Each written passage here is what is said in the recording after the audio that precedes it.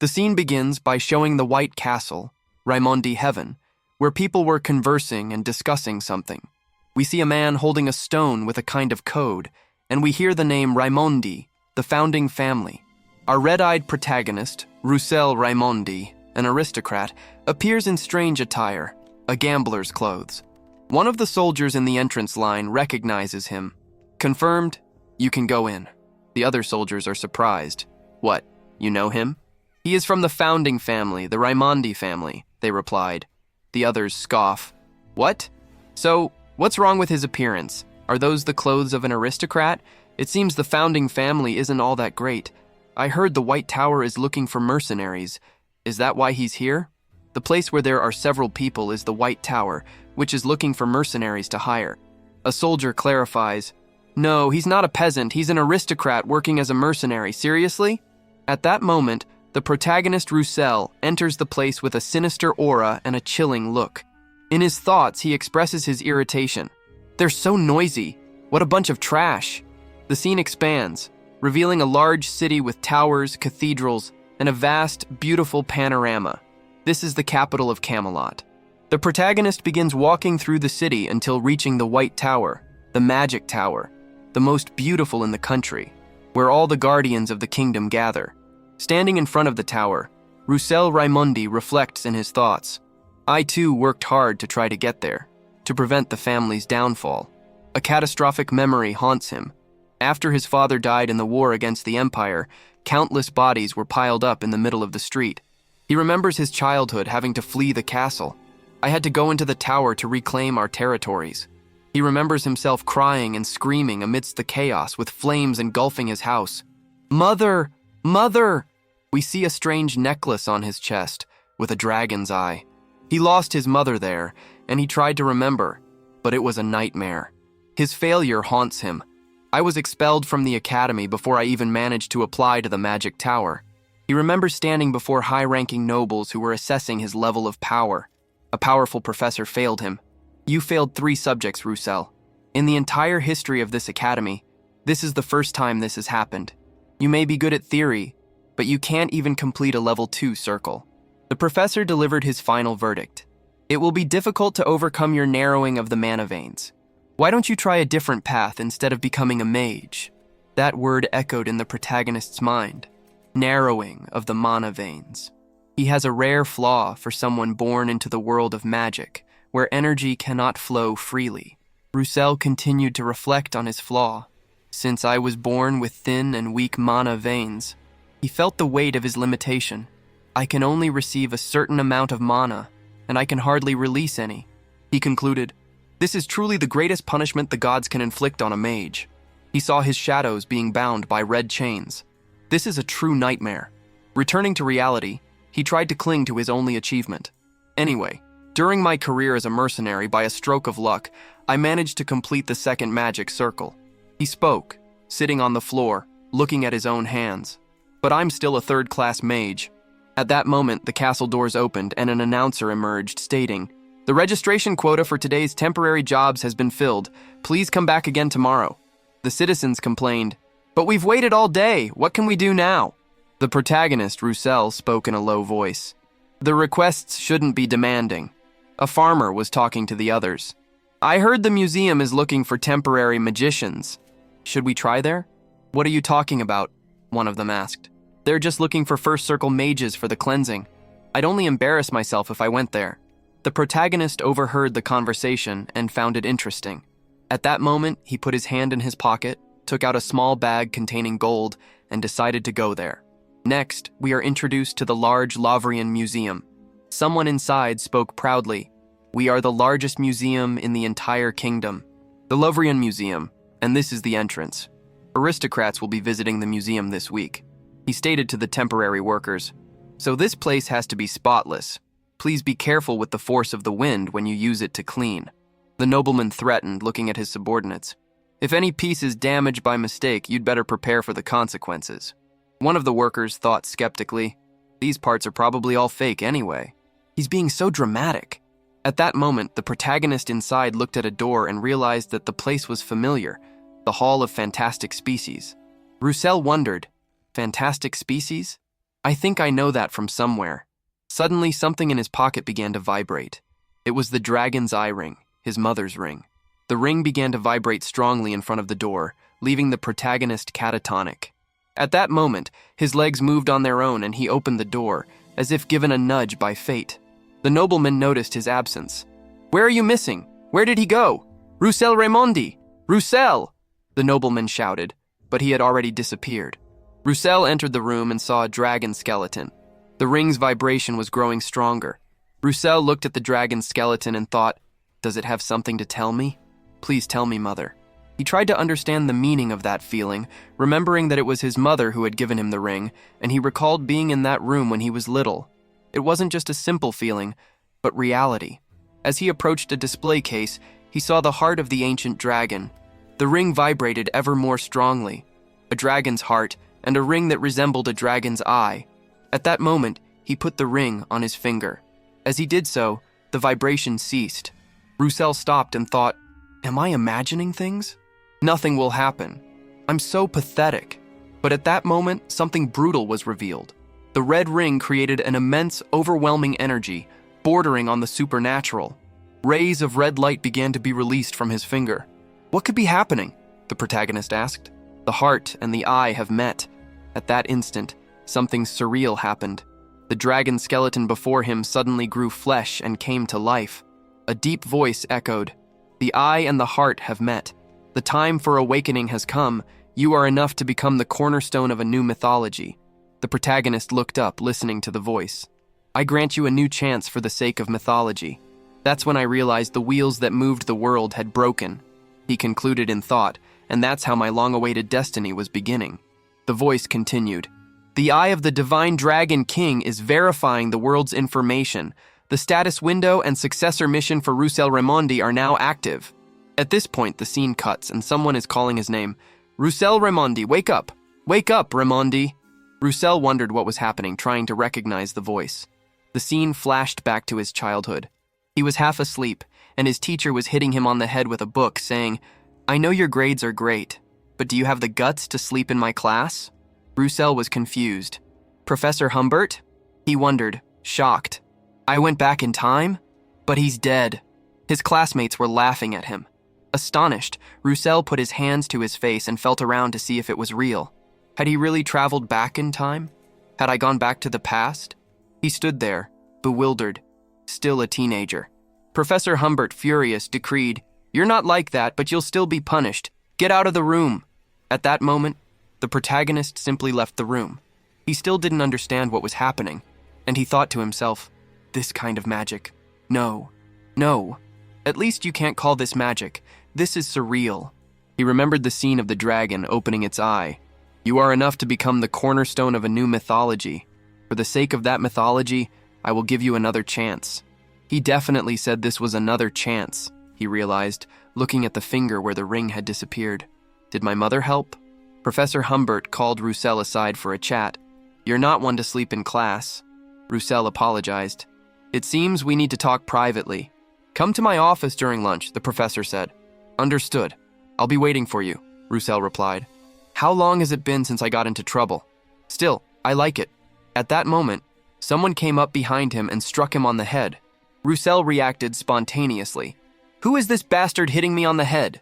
The bully, Coma Frederick, threatened, "You're too relaxed, you bastard."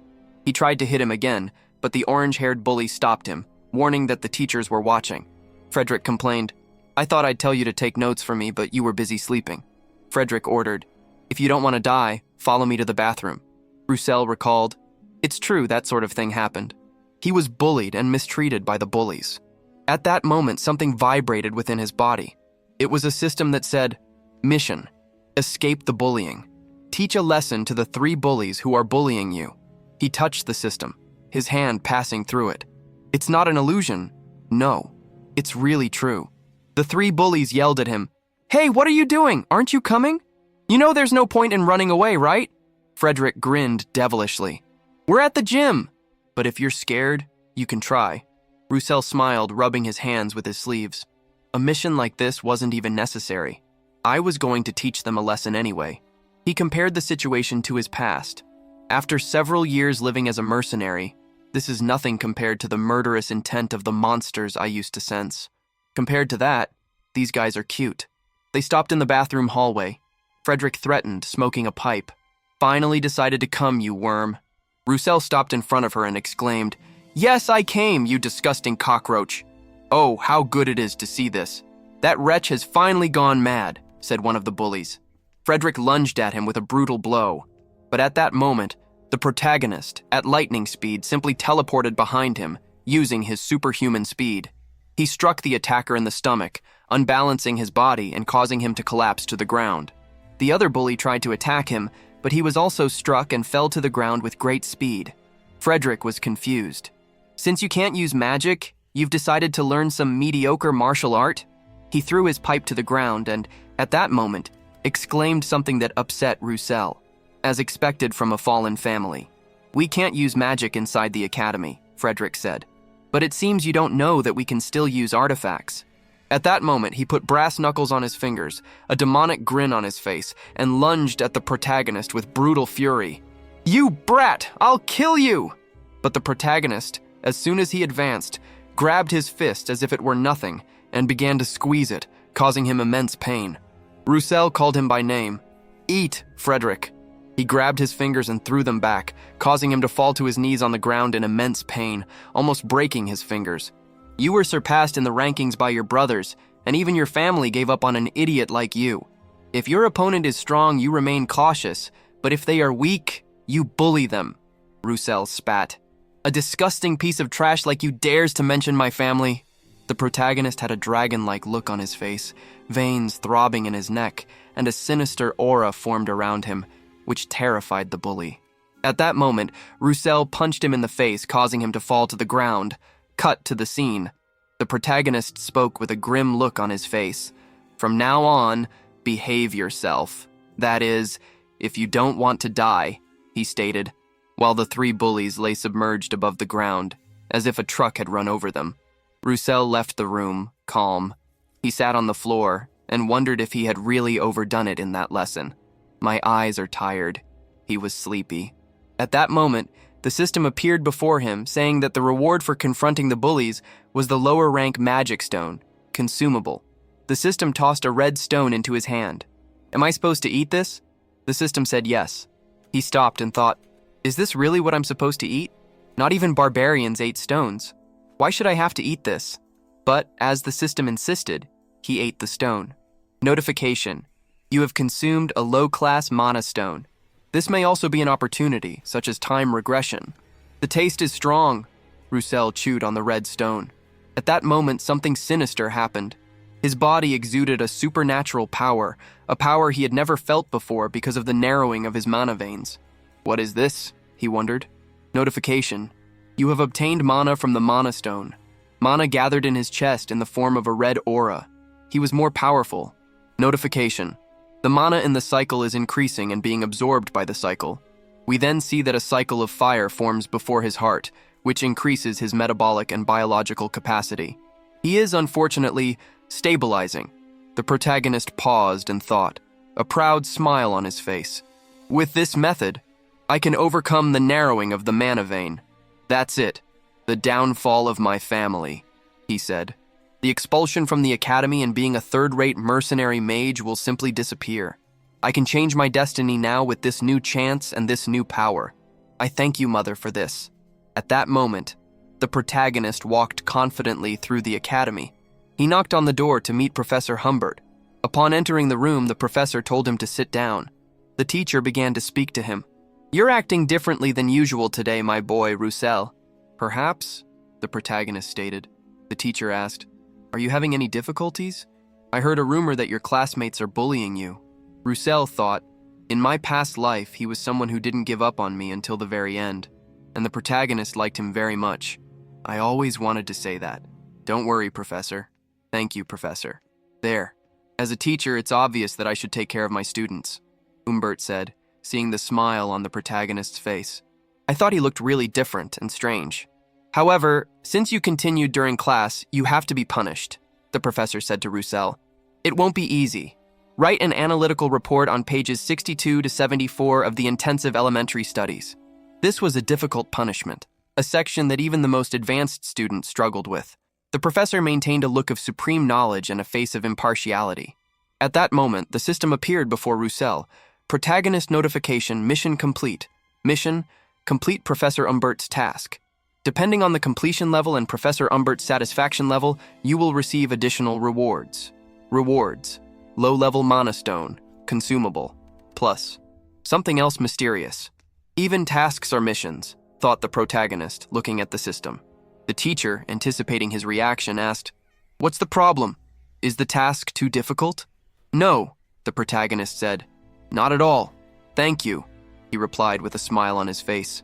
Upon arriving in his room, Russel sat down in his chair and reflected on the task. The task is not difficult. In my previous life, due to my hopeless mana ability, I worked extremely hard studying theory to compensate for it. He always got A's on writing tests. He had an innate talent for it. Even while I was working as a mercenary, I didn't stop studying. But in this life, there's something just as important as studying: mana vein training. He needs to stabilize his mana veins to use his magical power, because the mana vein is the pathway through which mana flows. Mana, which is absorbed through respiration, circulates through the mana vein and is gathered in the heart. At that moment, Russel remembered his past lives, where he was a mercenary and faced monsters. He saw himself running from a scorpion. He imagined himself using that power and thought, "There's a reverse magic that's released because of this." Russel continued his reflection on the narrowing of the mana veins. In other words, the stronger the mana vein is, the more mana is collected and the faster the release. He put himself to the test, mentally reliving the past where he faced a scorpion monster in the desert. He remembered using breathing techniques to gather mana and protect himself with a shield. In truth, he was recalling how weak his mana power was, which had brought him close to death many times. But now, he was fortunate enough to do everything differently. In his memories of a past life, Russel recalled falling into a hole, a dungeon, where he found 2 hidden grimoires. Upon touching them, the books began to emit light. He understood the essence of grimoires. It is a grimoire that trains the physical body and widens the mana vein. He realized he needed to do physical activities to compensate and improve the flow of his veins. One of the grimoires replaced muscle tissue with a portion of mana vein. In other words, the stronger your body becomes, the firmer your mana vein becomes. He had found a way to bypass the system. This meant he would transform his muscles into mana veins through this magic. The extent of the change wasn't as great when I was in an adult body, but at my current stage of growth, I should see even greater results. I'm going to overcome the narrowing of the mana vein this time. Russel began working with his exhausted body. I can't take it anymore. But he stopped. That's all. I've finished what I had to do for today. The system appeared. Mission notification. Practice ancient magic over the vein. Run 5 kilometers. Completion reward. The resulting over the vein speed increase will be enhanced. Everything was fine until now, and then this happens. He read the additional notifications. Notification. While practicing over the vein, you can do this mission repeatedly once per day. Special. Based on your over the vein level, the required running distance will change. After reaching a certain over the vein level, this mission will no longer appear. The protagonist was pleased. Okay, I'll run. He couldn't waste this opportunity. He ran 5 kilometers without stopping. He ran 1, 2, 3 kilometer. Near the end, at 3.6 kilometer, he was very tired, but he continued. Mission completed. Rewards will be provided. Russel lay exhausted on the floor. I can't take another step. He wondered, how am I going to get back to the dormitory? We then see that the bully, Frederick, was looking at him from afar, saying, You're making an unnecessary effort, Russel Raymond. This showed that he was preparing some kind of trap for the protagonist. Cut to the next scene. We are taken to Professor Umbert's office. The professor, upon reading the pages the protagonist had written, paused and stated, I don't believe he arrived at such a profound conclusion using only academic-level study materials. I'm sure you were the one who wrote this report? Asked Professor Umbert. The protagonist stated, I can make a mana oath if you prefer. Umbert was surprised. A mana oath? To say that so calmly, he observed. He seems quite confident. The professor concluded, Finally, I am very satisfied with your report. He took the papers in his hands. In the midst of his thoughts, the system notification appeared. Notification. You have completed the mission. A reward will be received. Reward: a minor class mana stone, a gem of the same size, and they will increase your understanding of the holiday summoning art. Thanks to increased comprehension, the following results will take effect. Increased magical power, decreased mana consumption, reduced spell casting time. This means that the higher my comprehension level, the stronger I will become. Professor Umbert called him back, bringing him a touch of reality. Good work. You may leave now. Russel stepped forward. Professor, he said, wanting to say something. He had a favor to ask. The professor asked, do you want to use the faculty library? May I ask why? The student library should have enough books to meet your needs, the professor stated. Russel surprised Umbert. I've read every book in the student library. All of them. Yes, confirmed the protagonist. That's impressive. However, even if you're telling the truth, using the professor's library is a completely different matter. And I have to see if you're qualified for it, the professor said with frightening impartiality. Russel was pleased and challenged. Of course, feel free. The system vibrated with excitement for a new mission. Mission complete. Professor Umbert's task. Mission complete. Professor Umbert's task. Russel thought, sweating and tired. Who would have imagined he'd give me so many tasks? As expected, he's very demanding. But as my theoretical knowledge increases, my magic strengthens. He knew what he needed. I need access to the professor's library no matter what I have to do. Although it's a bit of work, I can receive mana stones as a reward for the missions. It's killing 2 birds with 1 stone. At that moment, the bully came to bother him again. Aton Frederick arrived exclaiming, they said you couldn't store mana, but you're just an ordinary human. My friend suffered because of you. The protagonist asked, recognizing the name. And you came here to get revenge? The bully scoffed. Revenge? You're so delusional. Who would take revenge on a piece of shit like you? I can finish you off with a snap of my fingers. See you in class. The bully bumped into the protagonist and walked away. The protagonist thought, huh? Why didn't you finish him off now? You idiot. There's no audience here. Where would the confrontation take place? In the practical studies of magical combat classes. A class that ranks students based on their one-on-one duels, and the class where I was always humiliated, the protagonist thought, remembering his sad defeats in the past. Is he plotting something to fight me in these classes? I had completely forgotten about that there are student versus student duels using magic. I have to prepare myself. The system notified him. Mission, next mission. Reach the 2nd cycle. Increase your understanding of the attributes you currently possess. At that moment, the protagonist began writing the assignments. Running, working on his physique, doing everything perfectly. He handed in the completed assignments to Professor Umbert. Notification. You have completed the mission. You will receive a reward. He arrived at his room and received several mana stones. He prepared to consume them, but stopped. But after all, will my veins be able to handle the power of the mana stones? This quantity is far too great. He decided, I will simply have to rely on the training I have undergone for so long. At that moment, he ate the mana stones, and something surreal, something phenomenal happened. The protagonist began to radiate a power, an aura that transformed and transmuted his veins. It's as if my body is on fire, he stated. I need to create a quick path. Visualize the flow of mana. With all his might, he began redirecting the mana to circulate in his vein, charting the course and the zone to create a new cycle. If I fail here, my heart won't be able to take it. Everything was at stake. With uncanny concentration, he began to focus. But I've made up my mind I can't stop here. He began to breathe and concentrate, creating a sphere of energy in his hand. I will endure, he affirmed in his thoughts. Until, finally, he succeeded. He managed to store that mana and conquered the 2nd cycle. However, he collapsed to the ground from exhaustion. The system notified him that there was a new reward. Your understanding of the fire attribute has increased exponentially. The power of your fire spells has increased exponentially. Cut to the next scene. Professor Umbert was proud, but he couldn't believe he had completed all the missions. Professor Umbert paused and said, All right, one last question. A bit more fundamental than the previous ones. This question is closer to the truth. Among the 4 structures that make up magic, which one is the most important? At that moment, the protagonist stopped, catatonic. Professor Umbert had already reached a conclusion. I am asking a question whose answer I only recently discovered for a student. Wait, I'm going to ask a different question. But when Professor Umbert slammed his hands on the table, the protagonist Russel said, "Calm down, I'll answer now." He delivered a direct, quick, and sincere reply. Umbert was stunned, wondering, does he really know the answer? The atmosphere was heavy. When the protagonist responded, he said aloud, "It's mental visualization."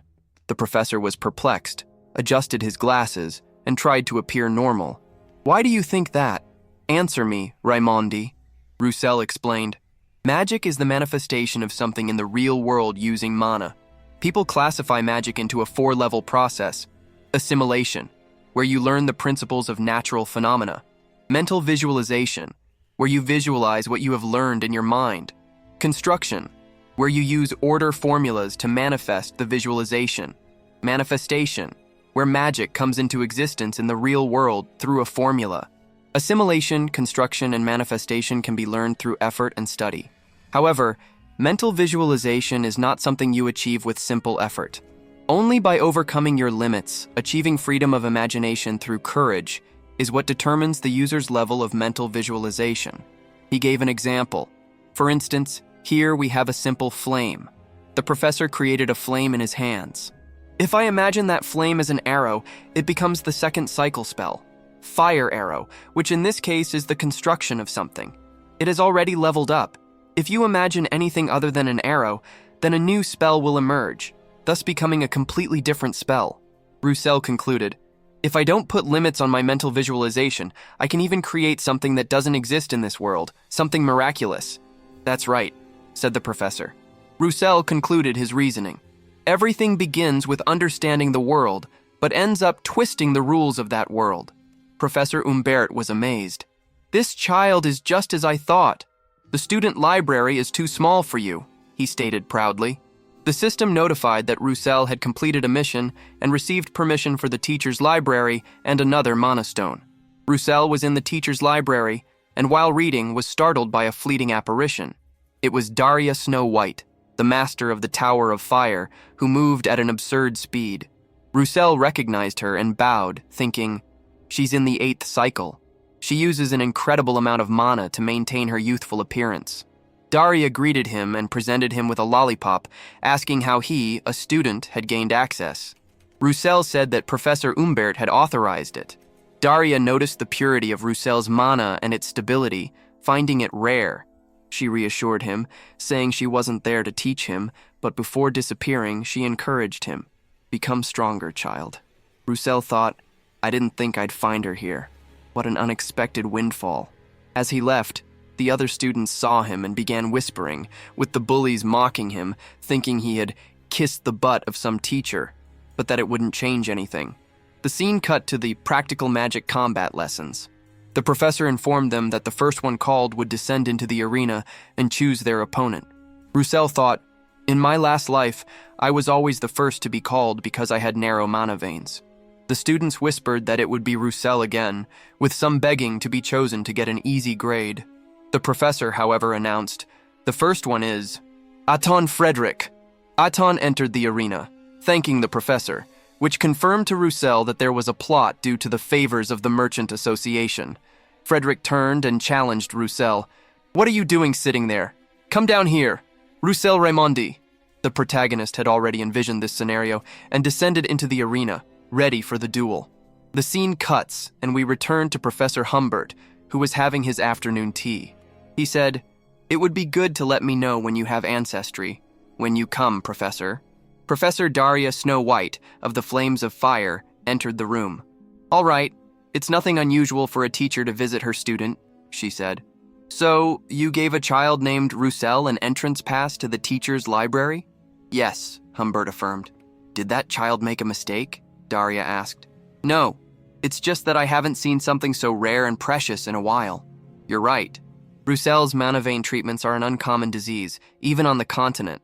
Daria replied sharply, "You're a fool, Humbert." Humbert was confused. "What? What do you mean?" Daria Snow White made the statement. "That child overcame his own problem. He created his second cycle." "Has Russel already created his second cycle?" "Yes." At that moment, a silence fell over the room, with Humbert in shock. We returned to the fighting arena, where Frederick summoned the protagonist. A system notification arrived.